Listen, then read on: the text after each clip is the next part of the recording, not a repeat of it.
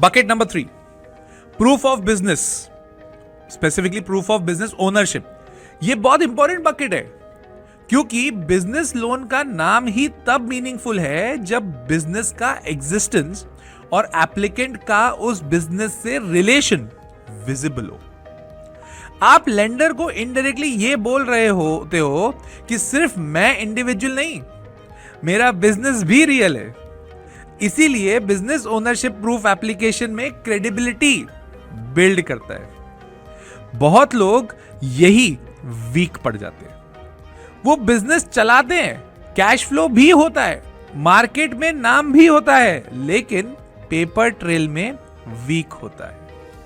और formal lending में narrative से ज्यादा डॉक्यूमेंट्स चलते हैं। ये ध्यान रखना, डॉक्यूमेंट्स में नहीं, आप कितना भी बोल दो कोई फर्क नहीं पड़ता। Bucket number 4, other financial documents. और ये कैटेगरी ना बहुत ब्रॉड होती है। ऑफिशियल बजाज लिस्ट इसको अदर फाइनेंशियल डॉक्यूमेंट्स के नाम से मेंशन करती है। और फ्रीक्वेंटली आस्क्ड क्वेश्चन सेक्शन में income proof, bank statements, financials जैसे इनपुट्स का रेफरेंस भी मिलता है। एग्जैक्ट रिक्वायरमेंट प्रोफाइल के हिसाब से वेरी करती है, ये ध्यान रखना। तो इस बकेट का मेन पर्पस क्या होता है? ये देखा जाए कि आपकी रीपेमेंट कैपेसिटी का व्यू तो पता पड़े। दूसरा, बिजनेस परफॉर्मेंस का सिग्नल देना बहुत इंपॉर्टेंट है। और रिस्क असेसमेंट इजियर बनाना बहुत इंपॉर्टेंट हो जाता है।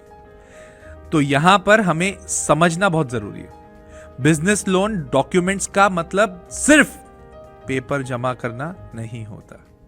लेंडर को अपनी स्टोरी नंबर्स के थ्रू समझाना होता है। और इसीलिए डॉक्यूमेंट लिस्ट को समझना बहुत जरूरी है।